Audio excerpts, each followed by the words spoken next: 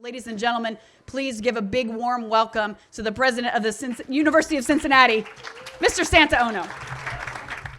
And the good news is I got out of it, and I eventually ended up getting that grant, becoming a full professor, and ultimately even becoming president of the University of Cincinnati.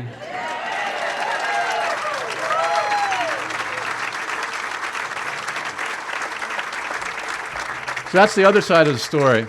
Like you said, there is a light at the end of the tunnel. And hopefully the other side of the story is, thank goodness I had that friend there that didn't judge me because I was down. That friend, you can be that friend for somebody. You can catch that person before it's too late. God bless you for being here today because it means you get it. It could be the person to your right or your left that 1 year from now, something catastrophic happens. They lose a child. They get divorced. Life goes downhill. It's not strange. It's part of every family's life. And hopefully today, with your support of this great event, and hopefully with kindness that will emanate from this tent and throughout this community, throughout this great state, we will start to make progress so that we create a web of support for each other, so that somebody will catch one of you that might be down around the corner. You know, as president of the University of Cincinnati, we have now 44,700 students. You can do the math. 1 in 5 of them are struggling. It's not unusual. You know, at the University of Cincinnati, dozens of college students attempt suicide every year. It's not unusual. You know the stories about Cornell University, MIT. The incidence of suicide attempts at those prestigious universities with tremendous stress are even higher than what we deal with at the University of Cincinnati. The answer is not to look the other way and pretend it doesn't happen. The answer is what's happening here today, to talk about it, to realize that all of us go through these sorts of things and that there is a light at the end of the tunnel. You know, the stigma that's associated with suicide attempts and mental illness is unlike any other. It's almost as if people feel that if they talk about it, that it'll make the matter worse. And as you said, it's diametrically opposed. The more we talk about it, the more we realize that this can affect any of us, then we've made a step forward. That is a passion of mine. That's why I'm here today. Because the students at University of Cincinnati and Emory in Michigan are incredibly brilliant. They are gifts to society.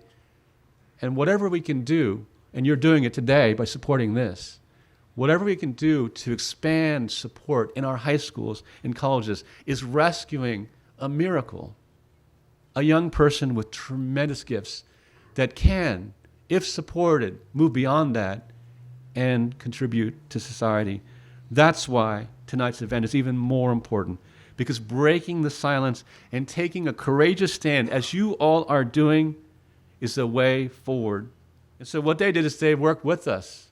And we now have every semester, every single student gets 5 free mental health counseling sessions as part of what we do routinely. And we need to do that in every university and every high school.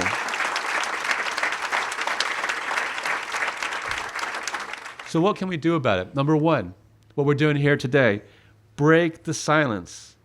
There are some people that have a mental illness. There are others that have just gone through a tremendous crisis, just like all of us will if it hasn't happened already. And we need to break the silence. Number two, as you are doing, we need to advocate for better services in our schools, in our communities, across the nation. Mental health institutions were closed decades ago, so there's a real deficit in support for individuals that are going through stressful situations or have mental illness. We have to advocate to our state senators, to our representatives, to our U.S. senators and congressmen, and to the federal government in general for a mental health care system with true equal coverage from health insurance for patient services. Number 4, we need to fight for more funding for research from the National Institutes of Mental Health and the NIH into the causes of mental illness and to find better treatments so that our great faculty and physicians, for example, at the UC Neuroscience Center, can be part of the cure for individuals in the future. The medications that exist today have too many side effects, and in some cases they exacerbate the disease. We need more fundamental research so that we can attack this problem that affects 1 in 5 of us. And then we need to encourage the high school students and college students and those going through health sciences colleges to pursue more mental health careers, mental health professions, so that we can have more psychiatrists, psychologists, and counselors. We don't have enough of them. And we need them because the incidence is growing and is in a 30-year high. And finally, each of us can do something very simple, and I alluded to that, to provide a greater understanding and kindness, to talk about these. You know, you said it's not exactly a cocktail hour conversation. Well, why not? It's incredibly important. If we can talk about what Trump said or what Clinton said, we can talk about a real problem and try to address that problem. There's no reason why we can't talk about it. If you want to, you can go out there and say, Santa Ono tried to kill himself. I don't care. If that is something that will allow you to talk about something and make a difference, then so be it. I don't care. And so with that, thanks each and every one of you for being here tonight. Thank you for what we're doing. This is a great first step. Thank you very much.